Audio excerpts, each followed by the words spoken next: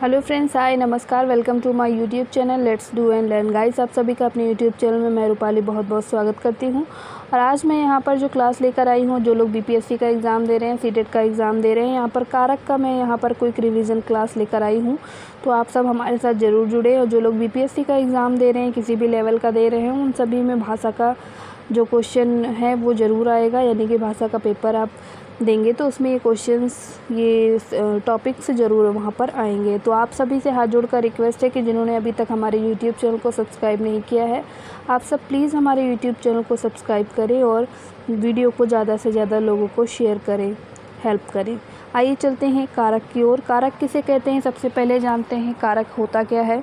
तो संज्ञा अथवा सर्वनाम के जिस रूप से उसका संबंध क्रिया के अथवा वाक्य के अन्य शब्दों के साथ प्रकट होता है वह कारक होता है। यानी कि कुल मिलाकर इनका कहने का मतलब है कि संज्ञा या फिर सर्वनाम के जिस रूप से उसका संबंध क्रिया के साथ जोड़ा जाता है वो क्या होता है, क्रिया के साथ उस शब्द का जो मीनिंग आता है वो जो प्रकट होता है उसे हम क्या कहते हैं, कारक कहते हैं। अब भेद जानते हैं कि कारक के भेद कितने हैं। तो कारक के 8 भेद होते हैं। हो सकता है वो आपको ये चीज़ें याद भी हो कि कारक के कितने भेद होते हैं। तो यहाँ पर 8 होते हैं। कर्ता कारक, कर्म कारक, करण कारक, संप्रदान, अपादान, संबंध, अधिकरण, संबोधन, ये 8 कारक हो गए। और इन 8 कारक की 8 विभक्तियाँ भी होती हैं। जैसे कि कर्ता, तो यहाँ हो जाएगा, इसकी विभक्ति है ने। कर्म को, करण से, के द्वारा।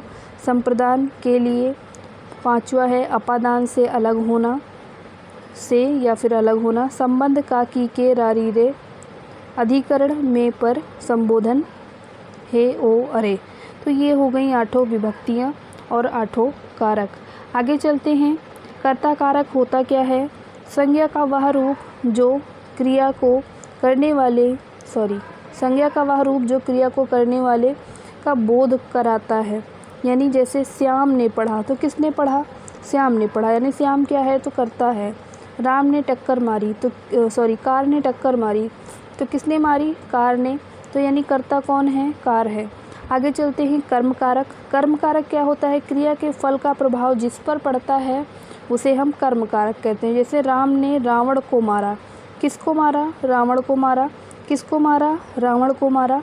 तो यहाँ पर रावण क्या है, कर्म कारक है।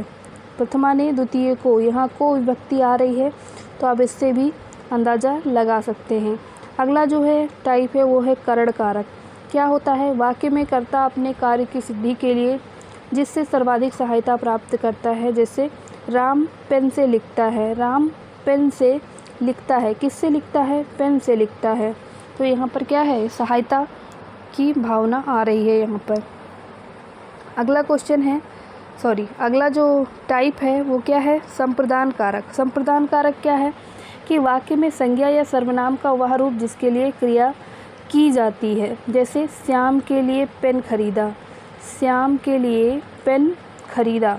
तो यहाँ पर क्या हो जाएगा, किसके लिए पेन खरीदा, श्याम के लिए खरीदा, किसके लिए, श्याम के लिए।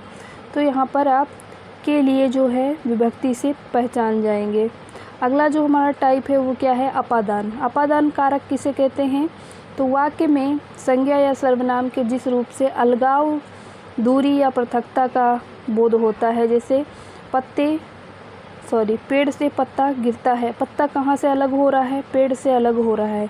या फिर आप ये कह सकते हैं बिल्ली छत से नीचे कूदी, तो बिल्ली कहाँ से अलग हो रही है, छत से अलग हो रही है, यानी छत से नीचे को आ रही है, उससे अलग हो रही है। तो यहाँ पर क्या हो जाएगा, अपादान कारक हो जाएगा। अगला हमारा कारक है संबंध कारक। वाक्य में किसी संज्ञा या सर्वनाम के सर्वनाम से जिस संज्ञा या सर्वनाम का संबंध प्रकट किया जाता है। जैसे कि यह राम की पुस्तक है, यहाँ राम भी संज्ञा है और पुस्तक भी संज्ञा है। इन दोनों का आपस में रिलेशन बताया जा रहा है, संबंध बताया जा रहा है। यह कि यह पुस्तक किसकी है, राम की है। यह पुस्तक किसकी है, तो राम की है ये पुस्तक। अगला क्वेश्चन है अधिकरण कारक। अधिकरण कारक गाइस, यहाँ पर एक और चीज़ है कि यहाँ पर जब आप क्वेश्चन करते हैं तो आपको आंसर मिलता है कि ये किसकी पुस्तक है। तो आप इसको एक ट्रिक की तरह भी यूज कर सकते हैं। क्वेश्चन वाले वर्ड जो होते हैं उसकी सहायता से आप कारक को यहाँ पर अच्छे से समझ सकते हैं। जैसे अधिकरण कारक को समझने के लिए वाक्यों में संज्ञा या सर्वनाम के जिस रूप के द्वारा क्रिया के आधार या स्थान का बोध होता है उससे हम क्या कहते हैं, अधिकरण। यानी जैसे यहाँ लिखा है मेज पर पुस्तक रखी है, तो पुस्तक कहाँ रखी है, मेज पर रखी है। कहाँ रखी है, मेज पर रखी है। जैसे पक्षी आकाश में उड़ते हैं, पक्षी कहाँ उड़ते हैं, तो आकाश में उड़ते हैं। यानी हमें आंसर मिल रहा है यहाँ पर अधिकरण कारक होगा। अगले जो हमारे लास्ट टाइप के हैं उसकी ओर चलते हैं, संबोधन कारक। यहाँ पर वाक्य में जिस संज्ञा या सर्वनाम को संबोधित किया जाता है, जैसे हे राम मुझे बचाओ, तो यहाँ जो ये चिन्ह है इसे देखकर पहले ही आप पहचान जाएंगे कि यहाँ पर संबोधन कारक है। तो आपको ये जो हिंदी का क्लास था कैसा लगा, 2 मिनट का जो रैपिड फायर था, कमेंट बॉक्स में कमेंट करके ज़रूर बताएं। और वीडियो पसंद आए तो लाइक करें। और आप सभी से हाथ जोड़कर रिक्वेस्ट है कि चैनल को सब्सक्राइब ज़रूर करें। Thank you for watching. नमस्कार, जय हिंद। ऐसे ही क्विक रिवीजन के लिए हमारे साथ जुड़े ज़रूर।